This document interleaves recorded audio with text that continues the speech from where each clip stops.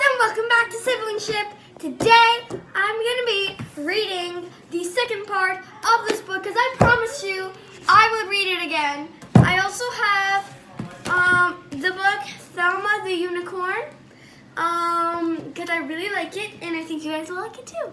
Okay, so before I start this video, make sure to subscribe because if you keep subscribing, if I reach I think 30 subscribers, I'm gonna try to post this video once a week, and then more subscribers I get, I will post this. I will post reading more often. Thank you. Okay, now let's get into the video. Okay, so I've got the book, and you guys shall remember which story we were on last time because I bookmarked it. I promised you guys. Okay. So, we are reading The Wolf and the Seven Little Kids. There was once a goat who had 7 little kids. He loved them all just as much as any mother loves her children. One day, she had to go into the woods and to get some food for them all. The mother goat called all her children to her and told them, "Dear children, I have to go into the woods. Now do not open the door while I am away. You must be on guard for the wolf. If he gets in, he will eat you all. He will eat all of you up, and not even a hair would be left. The wolf often tries to disguise himself, but you will recognize him at once by his rough voice and his black feet. Mother dear, we will be very careful not to let the old wolf in." The 7 little kids cried. "There's no need to worry about us." So the mother goat bleated and went on her way with her mind at ease. It was not long before there was a loud knock at the door, and voice cried out, "Open the door, my dear children. It is your mother. I have brought something back for each of you." But the little kids knew from the rough voice that it was the wolf at the door. "We will not open the door," they called out. "You are not our mother. Our mother's voice is soft and gentle. Your voice is rough and hard. You are wolf." And here are the pictures. First page. Second page.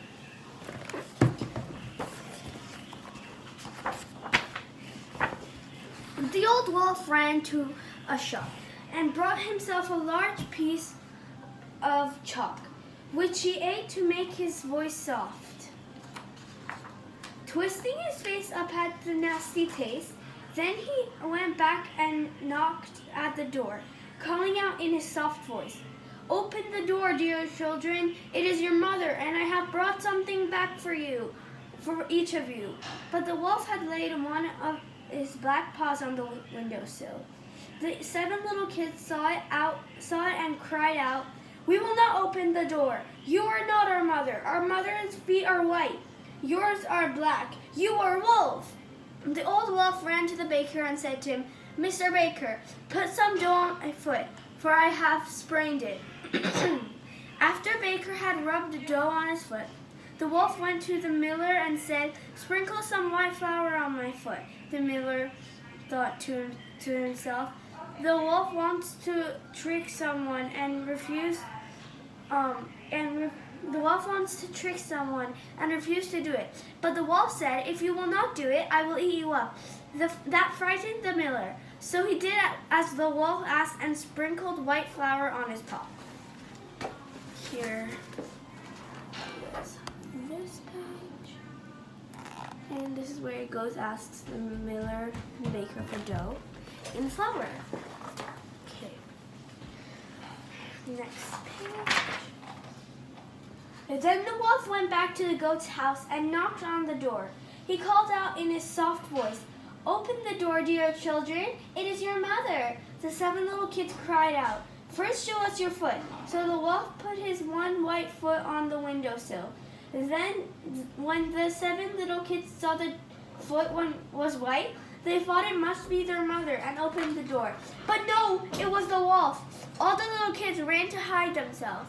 The first hid under the table, the second in the bed, the third in the oven, the 4th in the kitchen, the 5th in the cupboard, the 6th under the wash bin, and the 7th, who was the smallest of all, in grandfather clock. Could you leave? who would all who's the seventh, who was the smallest of all, in the grandfather clock. The wolf quickly found them and gobbled them up. However, he did not find the youngest kid, who was in the clock. After he had satisfied his appetite, the wolf felt very sleepy.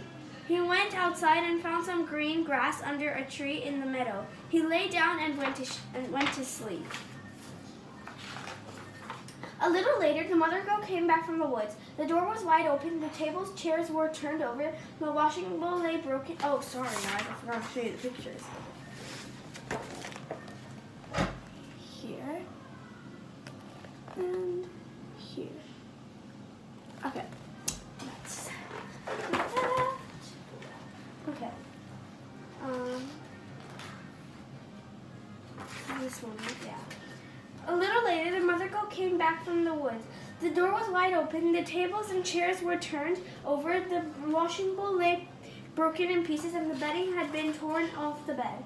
She looked for her children, but none were to be seen. She called them by name, one after the other, but there was no answer until she came to the youngest. Then a soft voice cried out, "Mother dear, I am hiding in the clock." The mother goat rescued the youngest kid from the clock and learned how the wolf had eaten her dear children. She went outside and saw the wolf in the meadow, fast asleep on the grass. As the goat looked at the wolf, she saw his belly was jumping and jiggling. "Goodness," she thought, "is it possible that my poor children are still alive?" The mother goat had sent the youngest kid inside to get a pair of scissors and a needle and a thread. She quickly cut a hole in Wolf's belly. At the first snip of scissors, one of the kids stuck its head out of the hole. She cut a little more, and one after the other, all six jumped out. They had suffered no injury whatsoever.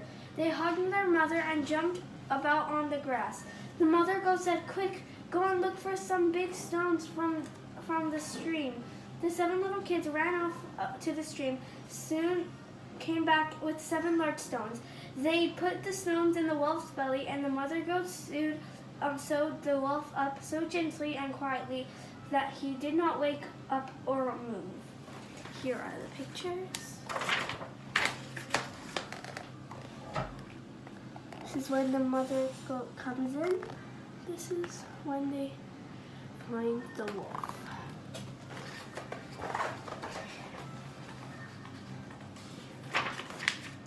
At last the wolf woke, feeling very thirsty. He stood up, the stones in his belly began to rattle and jump against each other. He walked slowly to the stream to drink, but when he bent over, the stones were so heavy that it tipped him over into the deep water. He sank without a trace, and the 7 little kids danced for joy, singing, "The wolf is gone, the wolf is gone." The mother goat hugged her 7 little kids, and they lived happily and safely ever after. The end. So, that's the end of this story. Time to read Thelma the Unicorn. I really like this book. So here we have Thelma. That's Thelma. And it looks like she's a really pretty unicorn. It's the pink unicorn, glittery hair. I really like it. Okay, I'm going to switch to the side now. Don't know why. Okay. Okay.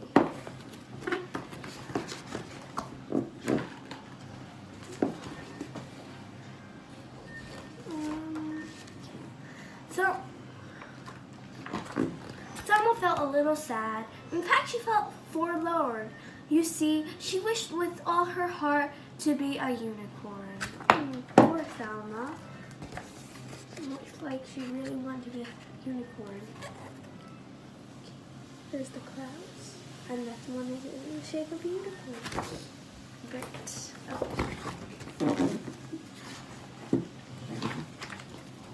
Her best friend's name was Otis. He liked her quite a lot. He said, "You're perfect as you are." Oh, Otis is very nice. But Thelma said, "I'm not." Looks like Thelma doesn't believe in herself. That's Thelma and that's Otis. And then here is Thelma thinking that she looks prettier. Okay. And that was when she saw it, a carrot on the ground. It gave her such a great idea, she squealed and jumped around. She took that simple carrot and she tied it to her nose. I'll say that I'm a unicorn. It might just work. Who knows? Okay. Here is Thelma finding the carrot. Here is where she tied it on her nose. She's a unicorn. Okay. Well, as she did, a truck drove by. The driver rubbed his eyes. Good grief! Is that a unicorn? She shrieked in great surprise. As Thelma watched the swerving truck, it very nearly hit her. Would you believe that truck was filled with nice pink paint and glitter? Ooh, that's nice. That's the truck. And there is Thelma. Please leave again. Okay. Oh, Thelma looked amazing. She was a unicorn. I'm special now, she cried out loud, and so a star was born. Here. Look at that. That is Thelma. She is pretty. Even though she was beautiful just the way she was. I guess she likes herself better this way. All across the whole wide world, her fans would cheer her name. Thelma loved it every bit. The fame, the fame, the fame. My tongue got twisted. The fame, the fame, the fame. Oh my God, it's loud. Okay, here is Thelma in her clothes, and here is all her fans. Look at someone's taking a video. I think her braid is very pretty. And her necklace. She looks fashionable. Thelma was a superstar. Her dreams had all come true. But soon she found that so much fame was kind of tricky too. Here is Thelma on the Fairy Princess. And this is all her fans. Okay. You see, her fans were mad for her. They'd scream and cry and laugh. They chased her everywhere she went to get her autograph. Okay, here's all her fans. Here is her at the door. Okay. In fact, they chased her all day long. It never, ever stopped. They chased her while she exercised. They chased her while she shopped. Please don't chase me anymore, she asked the screaming crowd. We'll chase you all we want, they said. We're fans, so it's allowed.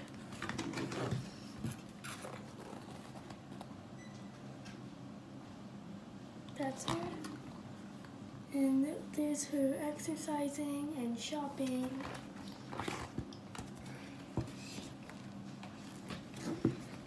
And some were not her fans at all. No, some were really mean.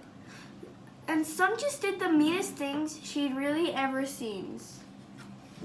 Sorry, I said seen. Here is her roller skating, and then people are throwing eggs at her. And over here, she finds these two kids, and when she's in her car, it says, unicorns are dumb. I agree. It's really rude.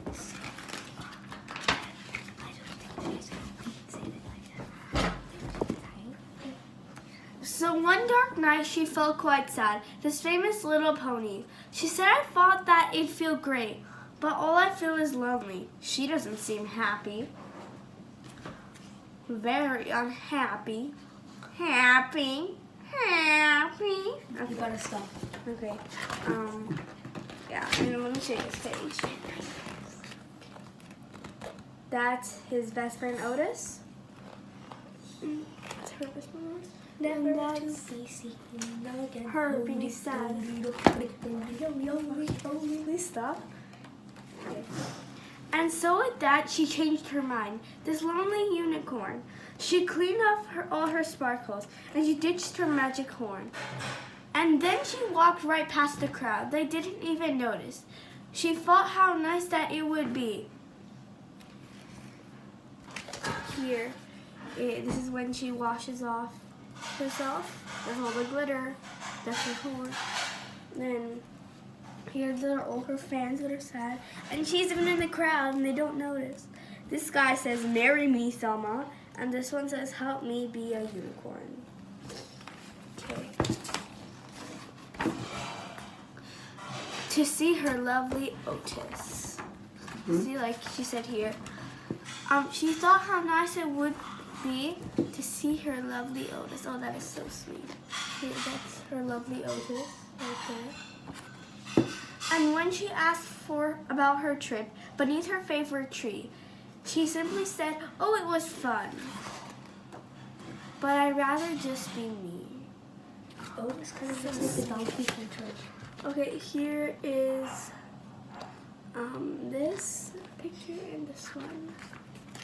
Thank you very much for watching this video of this book and this book. I really hope to see you guys next time. Make sure to subscribe. I will read these books way more often, and it would just be so much nicer. Like, you guys can come and listen to me read a book for you guys. Like, I don't know, on the weekend. Once I reach 30 or 20 subscribers, I will try to post reading book, one at least, every single week. And every single time I get more subscribers, I will post this reading book more. Okay, thank you very much. I will try to do that. Okay. Make sure to turn on the notification bell so you know every single time I come back to my channel and we post. Happy Halloween and have a nice day. Bye.